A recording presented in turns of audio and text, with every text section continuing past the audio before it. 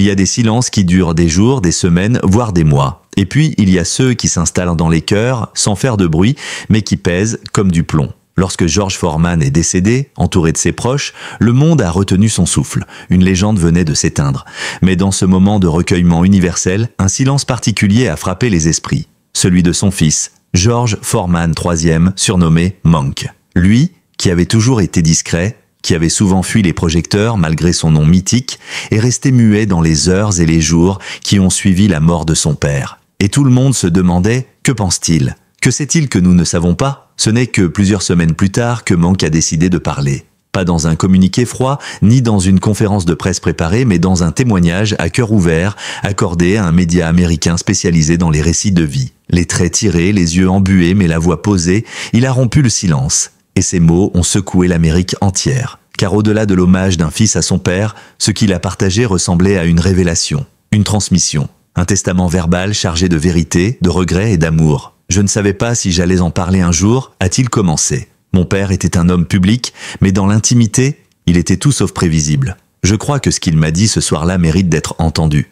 parce que c'est plus grand que lui. Monk s'est alors replongé dans cette nuit particulière, celle qui précéda la mort de son père. George Foreman, affaibli mais conscient, était alité dans sa maison de Houston.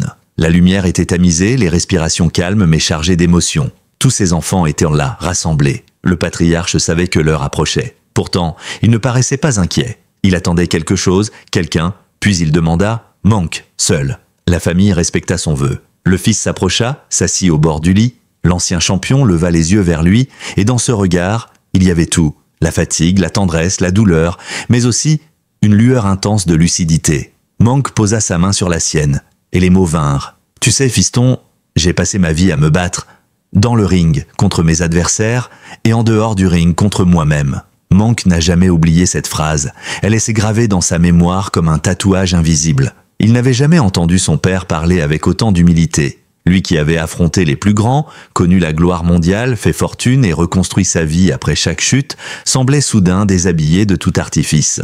Ce n'était plus le boxeur, ni l'homme d'affaires, ni le pasteur. C'était George, l'homme, le père, l'âme. Puis, dans un souffle, il a ajouté « Mais aujourd'hui, je ne fuis plus, j'ai compris. J'ai compris ce qui comptait vraiment. » À ce moment précis, Monk sentit les larmes lui monter aux yeux. Il n'a pas voulu les retenir. Ce n'était pas le moment pour la force, c'était le moment pour la vérité. Et son père, malgré son souffle court, poursuivit. « Je n'ai pas été parfait. Loin de là. Mais j'ai toujours voulu que mes enfants sachent qu'ils n'étaient pas seuls. Même quand je n'étais pas là, je les aimais. Je vous ai tous aimés. » Cette confession, aussi simple qu'elle puisse paraître, était inédite. George Foreman n'était pas du genre à exprimer ses émotions à voix haute. Il avait grandi dans la dureté, dans un monde où les sentiments étaient un luxe que peu pouvaient se permettre. Et pourtant, sur ce lit de faim, il offrait à son fils ce qu'il avait probablement retenu toute sa vie, son humanité mise à nu. Monk ne disait rien, il écoutait, il recevait. Il encaissait ses mots comme on encaisse des coups, sans reculer, mais avec une émotion brute. Ce n'était pas une conversation, c'était un passage de relais, un adieu, mais aussi une mission. Tu n'as pas besoin de faire comme moi, Monk. Tu es déjà bien meilleur que ce que j'ai jamais été. Ne porte pas mes erreurs. Porte juste mon amour. Et si un jour, tu ressens que c'est le bon moment, dis-leur, raconte-leur. Dis au monde que George Foreman n'était pas qu'un homme fort. Il était aussi un homme qui a aimé maladroitement, mais sincèrement. Il y eut un long silence après ces mots. Monk lui serra la main. George ferma les yeux. Il n'est pas mort cette nuit-là, mais il venait de livrer son dernier combat, et il l'avait gagné. Des jours plus tard, George Foreman rendit son dernier souffle. Et Monk, fidèle à la promesse qu'il avait faite dans cette chambre silencieuse, a décidé de raconter cette vérité. Pas pour créer un effet médiatique, mais pour que ces mots, ces derniers mots, ne meurent pas avec lui. « Je pense que papa voulait que je comprenne », a conclu Monk. « Et maintenant, je comprends. Ce n'est pas la force qui fait un homme, c'est ce qu'il choisit d'en faire. » La plupart des gens connaissaient de George Foreman comme l'homme qui avait terrassé Joe Frazier, défié Muhammad Ali, fait fortune avec des grilles à son nom et prêché la foi chrétienne avec ferveur, un colosse de chair et d'âme, un homme de contraste, brutal sur le ring, mais capable de douceur dans ses prêches, redoutable dans les affaires, mais humble dans la vie quotidienne. Mais très peu savaient ce qui se cachait derrière cette stature imposante. Peu savaient que George Foreman, dans le silence de sa maison texane, vivait ses dernières années en proie à des pensées profondes, intimes, presque douloureuses. Monk, son fils, en fut le témoin privilégié. Dans les mois qui précédèrent la disparition du champion, Il observa des changements subtils dans le comportement de son père. George passait de longues heures seul dans son bureau, les yeux perdus dans le vide ou fixés sur de vieilles photos jaunies. Il relisait la Bible, annotait les marges et gardait un carnet dans lequel il écrivait. Parfois des prières, parfois des souvenirs, souvent des regrets. Je l'ai vu pleurer, avoua Monk dans son entretien. Pas une ou deux fois, plusieurs fois. Il croyait que personne ne le voyait, mais j'étais là. Et dans ses larmes, il y avait quelque chose de plus profond que la douleur physique. C'était le poids d'une vie. Une vie qu'il avait entamée dans une misère extrême. Né en 1949 dans une famille de 7 enfants, George Foreman avait grandi dans le Fifth Ward de Houston, un quartier marqué par la violence, la pauvreté et les perspectives limitées. Dès l'adolescence, il se battait déjà, pas pour un titre, mais pour manger, pour survivre, pour se faire respecter. Il volait, fuguait, se battait dans les rues, jusqu'à ce qu'un programme de réinsertion par la boxe change sa trajectoire. Le destin fit le reste. Mais cette rage originelle, ce besoin de prouver sa valeur, ne l'a jamais vraiment quitté. Même après les ceintures, les millions, la reconnaissance mondiale. Même après sa conversion au christianisme, à la suite d'une expérience mystique vécue en 1977 dans un vestiaire après une défaite. Même après sa reconversion spectaculaire, son retour à la boxe à 38 ans et son sacre inattendu à 45 ans, devenant le plus vieux champion poids lourd de l'histoire. Mon père m'a dit un jour, se souvient Monk, qu'il s'était toujours senti comme un imposteur, qu'il se battait pour être aimé, mais qu'il ne savait pas comment aimer en retour. Il avait peur d'être vulnérable. Alors il se réfugiait dans le silence, la rigueur, la foi. La foi, justement, devint le pilier central de sa vie après sa première retraite. Il construisit une église, devint pasteur, prêchait chaque dimanche avec une ferveur authentique. Mais même là, derrière la chair, il y avait cet homme qui doutait. Pas de Dieu, non, mais de lui-même, de son rôle de père, de la manière dont il avait parfois laissé ses enfants seuls dans l'ombre de sa grandeur. Monk se souvient notamment d'un Noël dans les années 90. Toute la famille était réunie, mais George avait été appelé à participer à un événement télévisé de dernière minute. Il avait accepté sans réfléchir. Monk, adolescent, était resté assis près du sapin, le regard vide. Il ne l'a jamais oublié. Des années plus tard, son père lui avait glissé, presque honteux, « Je croyais qu'un jour tu comprendrais. Mais c'est moi qui devais comprendre. Ce soir-là, j'aurais dû rester. » Ses aveux, George Foreman les a accumulés dans ces derniers mois. Il ne fuyait plus les conversations difficiles. Il les provoquait même. Il voulait solder ses comptes avec le passé, non pas pour l'effacer, mais pour le regarder en face, pour que ses enfants sachent, ressentent et pardonnent s'ils le pouvaient. Ce que les gens ne voient pas, c'est que la gloire est une cage dorée, a confié Monk. Mon père était adoré, mais il se sentait souvent seul. Et il avait du mal à exprimer ses failles. Il pensait qu'un père devait être fort, toujours. Il ignorait que c'est dans la faiblesse qu'on est le plus vrai. Dans son lit, les jambes couvertes d'un plaid, George Foreman demandait parfois à Monk de lui raconter des souvenirs d'enfance. Pas les grands moments, non, pas les matchs, les voyages ou les trophées. Non, il voulait entendre parler des détails, du bruit des pas dans le couloir le matin de Noël, de l'odeur du barbecue dans le jardin, du rire d'un frère, du regard d'une sœur. Il voulait revivre, l'espace d'un instant, ce qu'il n'avait jamais pris le temps de savourer. Et dans cette demande, dans cette nostalgie poignante, Monk comprit que son père n'était plus le géant invincible qu'il avait vu toute sa vie. Il était redevenu un homme, un enfant presque, à la recherche de réconfort, de pardon, de paix.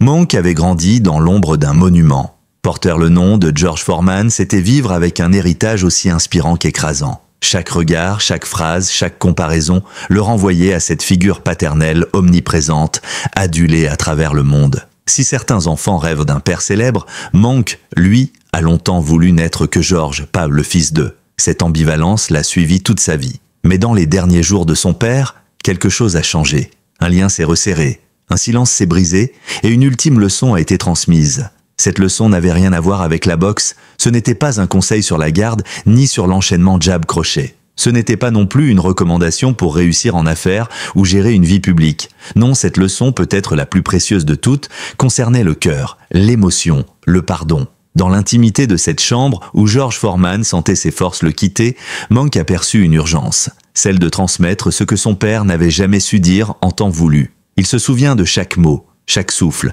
chaque regard. Ce que George lui a confié, ce n'est pas un discours appris ou une anecdote réchauffée. C'était un aveu, une vérité nue. Tu sais, Monk, j'ai appris à aimer trop tard. Pas parce que je ne vous aimais pas, mais parce que je ne savais pas comment le montrer. Monk est resté figé. Il avait attendu, sans le savoir, ces mots pendant des années. Il avait douté, parfois, du lien entre lui et son père. Non pas parce qu'il ne l'admirait pas, mais parce qu'il avait trop souvent ressenti une distance, une pudeur presque douloureuse. Les « je t'aime » étaient de rares, les gestes tendres comptés. George Foreman avait élevé ses enfants à l'image du monde dans lequel il avait grandi, rude, sans fioritures, où l'amour se prouvait par la présence, par la sécurité, par les sacrifices, mais rarement par les mots. Et pourtant, dans ce lit de fin de vie, George trouva enfin la langue du cœur. Il prit la main de son fils. Il le fixa, et il dit simplement « Je suis fier de toi ». Cela peut paraître banal, mais pour Monk, ce fut un raz-de-marée. Jamais jusque-là son père ne lui avait formulé cette phrase avec autant de force. C'était plus qu'une validation. C'était une libération, un saut, une réconciliation. Mais George ne s'arrêta pas là.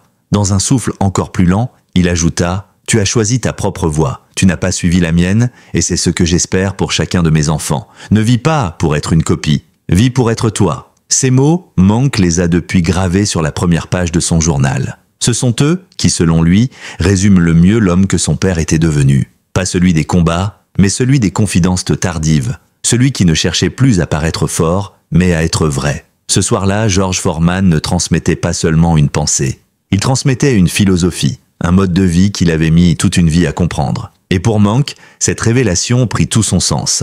Lui qui avait tenté une carrière de boxeur, avant de bifurquer vers l'entrepreneuriat, la promotion sportive et le bien-être mental, comprit qu'il n'avait pas à se justifier. Son père le reconnaissait enfin dans son unicité. Il n'était plus le fils de George Foreman. Il était George Foreman III, un homme à part entière. Dans les heures qui suivirent cette conversation, Monk est resté assis auprès de son père en silence. Parfois, George somnolait. Parfois, il murmurait des phrases, un verset, un prénom, une anecdote. Mais une chose était certaine, il semblait apaisé. Il avait dit ce qu'il fallait dire. Il avait transmis. Et Monk, lui, avait reçu. Non pas un héritage matériel, mais un héritage moral, spirituel. Une force nouvelle, faite de vulnérabilité assumée. C'est là, dit-il, que j'ai compris que la plus grande victoire de mon père n'était pas dans un ring. Elle était là, dans cette pièce, dans sa capacité à se mettre à nu, à se montrer humain, faillible, aimant. Depuis ce jour, Monk a fait de cette leçon son étendard. Dans ses entreprises, ses interviews, ses prises de parole, il répète sans relâche « La vraie force n'est pas celle des poings, mais celle du cœur ». Et il n'oubliera jamais cette dernière nuit, car c'est là que son père est devenu, pour la première fois, son égal, son ami, son miroir. Après la mort de George Foreman, un vide s'est installé. Pas seulement dans la maison familiale ou dans le cœur de ses enfants, mais dans tout l'univers de la boxe, du sport et même au sein de la communauté afro-américaine. On n'avait pas seulement perdu un ancien champion, mais un symbole. Une figure qui, malgré ses zones d'ombre, avait incarné la résilience, la foi et l'exemple d'une ascension fulgurante depuis les bas-fonds de Houston. Et pourtant, à mesure que le deuil s'installait, une autre vérité émergeait. George Foreman avait préparé sa sortie. Pas à coups de discours officiels, ni à travers une autobiographie clinquante, mais à travers les messages qu'il avait laissés à ses proches, et notamment à son fils Monk. C'est ce dernier qui a décidé, avec une pudeur bouleversante, de prolonger ce que son père avait entamé. Une transmission. Pas de gants, pas de ceinture, mais d'une sagesse tardive, douloureusement apprise, à laquelle il voulait donner une voix. Papa ne voulait pas qu'on retienne sa carrière, dit Monk.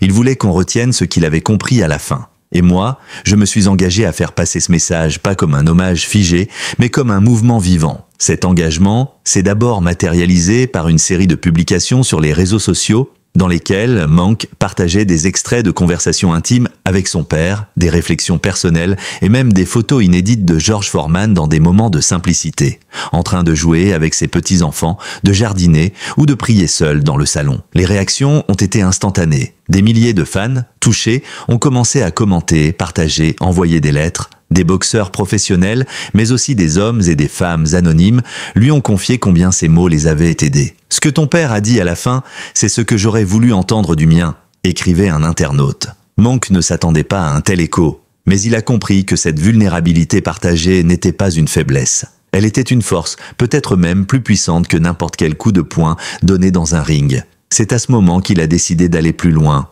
Il annonça la création de la George Foreman Legacy Foundation, une fondation dédiée non pas uniquement à la boxe, mais à l'éducation émotionnelle des jeunes garçons, à la réconciliation familiale et à la transmission de la parole paternelle. Le projet semblait audacieux, presque inattendu, mais il résonnait avec tout ce que George Foreman avait souhaité dire dans ces derniers jours. Beaucoup de jeunes grandissent sans père ou avec des figures masculines figées dans des postures de dureté. Moi-même, j'ai grandi avec l'image d'un père héroïque mais inaccessible. Si aujourd'hui je peux aider d'autres à éviter ce mur, alors ce sera la plus belle victoire. Le projet a été soutenu par plusieurs personnalités du sport et du monde culturel. Une série de conférences a vu le jour dans des lycées et universités. Mank y raconte son histoire, celle de son père, mais surtout celle d'un homme qui, à la fin de sa vie, a osé dire « Je ne sais pas tout, mais je veux que tu saches que je t'aime ». Dans ses conférences, Mank montre rarement des vidéos de combat ou des extraits télévisés. Il préfère faire écouter un enregistrement audio qu'il a réalisé à la demande de son père dans ses derniers jours.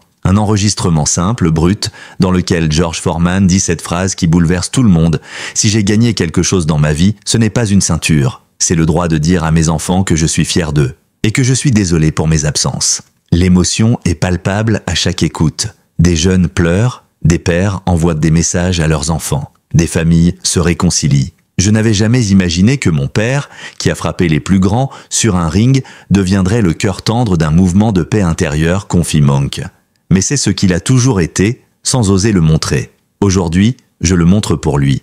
Ainsi, George Foreman continue de vivre, non seulement dans les mémoires, mais dans les cœurs, dans les gestes de pardon qu'il a inspirés, dans les mots prononcés à temps grâce aux siens, et dans l'engagement de Mank qui a décidé de transformer la douleur en flambeau, l'adieu en message et la fin en recommencement. Le jour où George Foreman s'est éteint, le monde a pleuré un champion. La presse a déroulé les archives, les images de victoires légendaires, les interviews enflammées, les publicités grand public. Mais au sein du cercle intime, la douleur n'avait rien de médiatique. Elle était nue, brutale, silencieuse. Mank, assis aux côtés du lit vide, savait qu'il venait d'assister à quelque chose de plus grand que la fin d'une vie. Il avait été le dépositaire des derniers mots de son père, et leur écho ne cesserait jamais de résonner. Ces mots, il les a d'abord gardés pour lui, par respect, par pudeur, par besoin de les comprendre dans toute leur profondeur. Car George Foreman n'a pas seulement livré une confession à son fils. Il a, dans un souffle ultime, légué une vision, presque une prophétie. Dis-leur que je n'ai plus peur, que je pars en paix et que je les aime. Dis-leur qu'un homme peut être fort et fragile à la fois. Et que ce n'est pas une honte. Mank se remémore ces mots comme un mantra. Chaque syllabe a une signification. Chaque pause a le poids d'un silence habité. Ce n'était pas une simple déclaration d'amour, c'était une transmission d'humanité. Une invitation à changer de regard sur la masculinité, sur l'héritage, sur le pardon. Dans les jours qui suivirent, alors que les hommages pleuvaient, Mank resta silencieux. Il ne voulait pas que les derniers mots de son père soient noyés dans le flot des éloges publics ou récupérés par les médias à sensation. Il voulait leur rendre leur gravité, leur pureté, leur vérité. Et lorsque le moment lui parut juste, il a parlé, il a choisi ses mots, il a raconté. Ce témoignage, livré dans une émission américaine intimiste, a bouleversé des millions de téléspectateurs. Pas seulement parce qu'il révélait une facette méconnue de George Foreman, mais parce qu'il touchait à une corde universelle, celle du lien père-fils, de la parole tardive, de la nécessité de dire avant qu'il ne soit trop tard. Le monde découvrait alors un George Foreman vulnérable, spirituel, introspectif. Un homme qui, au crépuscule de son existence, ne parlait plus de victoire, mais de réconciliation. Qui ne regrettait pas ses défaites sur le ring, mais ses absences à la maison. Qui ne s'enorgueillissait pas de ses millions, mais de l'amour, même imparfait, qu'il avait su transmettre. Et Mank, devenu le messager de cette vérité, a compris que ce fardeau n'en était pas un. C'était une mission, une responsabilité qu'il assumait avec humilité. Je ne suis pas là pour parler à sa place, mais pour faire entendre ce qu'il m'a dit dans ces derniers instants. Parce que ces mots m'ont changé. Et je crois qu'ils peuvent changer d'autres personnes. C'est ainsi qu'il a décidé de publier une lettre ouverte intitulée « Ce que mon père m'a dit avant de mourir », dans laquelle il racontait, avec une émotion intacte, les dernières heures passées ensemble. La lettre est devenue virale. Des milliers de messages ont afflué. Certains remerciaient Mank de les avoir aidés à pardonner. D'autres lui confiaient qu'ils allaient, eux aussi, parler à leur père, ou à leur fils, ou à eux-mêmes. Je ne pensais pas que cette lettre allait bouleverser autant de monde, a confié Mank, mais ça montre à quel point on a besoin de vérité, de mots, de liens réparés, et mon père, malgré ses erreurs, a su laisser ça derrière lui. Il a su nous montrer le chemin, même à la toute fin. Aujourd'hui, George Foreman III continue cette œuvre de mémoire vivante. La George Foreman Legacy Foundation se développe. Des ateliers de dialogue père-fils voient le jour. Des jeunes découvrent qu'on peut être fort sans être brutal. Et des hommes, parfois âgés, prennent le téléphone pour dire un simple « je t'aime » qu'ils n'avaient jamais osé exprimer. Dans les couloirs de la maison familiale, un cadre a été accroché. Ce n'est pas une photo du George Foreman brandissant une ceinture, ni un cliché publicitaire. C'est une image floue, capturée sur le vif, où on le voit assis en peignoir, un petit enfant sur les genoux, un sourire fatigué aux lèvres. En dessous, Monk a fait graver cette phrase « La plus grande force, c'est celle de dire ce qu'on n'a jamais su dire ». Et quand on lui demande comment il veut que son père soit retenu, Monk ne parle ni de boxe ni de grillade. Il répond simplement comme un homme qui, à la fin, a su dire l'essentiel, et qui nous a laissé l'essentiel.